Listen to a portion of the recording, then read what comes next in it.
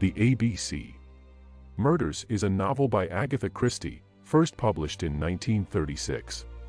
The story features the famous detective, Hercule Poirot, who is called upon to investigate a series of murders that are connected by a strange coincidence. Each murder takes place in a location that is alphabetically listed in the order of the murders. The murderer seems to be following the alphabetical order and leaves a copy of the A.B.C. railway guide at each crime scene.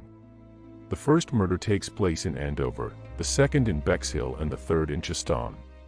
The murderer continues to follow the alphabetical order and Poirot races against time to catch the killer before he reaches Z.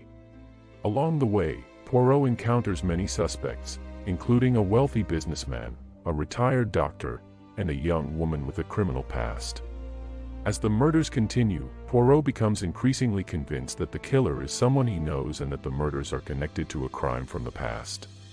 Poirot uses his skills of observation and deduction to unravel the mystery and ultimately discovers that the murderer is an individual who is seeking revenge for a past crime. The book begins with a letter sent to Poirot, who is retired and living in a small village, warning him of an impending murder in Andover, signed only by A.B.C. Poirot initially dismisses the letter, but as soon as he hears of the murder in Andover, he knows that the letter was not a prank. He immediately sets off to investigate and meets with the local police.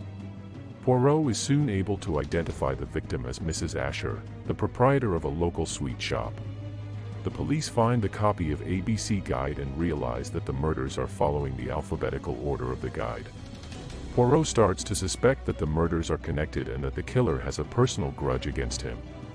As the murders continue, Poirot is able to identify some of the suspects, including a wealthy businessman, a retired doctor, and a young woman with a criminal past. Poirot becomes increasingly convinced that the killer is someone he knows and that the murders are connected to a crime from the past. He starts to receive taunting letters from the killer, signed only A.B.C. As Poirot delves deeper into the case, he finds himself facing many obstacles, including a lack of evidence and a lack of leads. He also faces opposition from the local police, who are convinced that the murders are unrelated and that the killer is a random madman.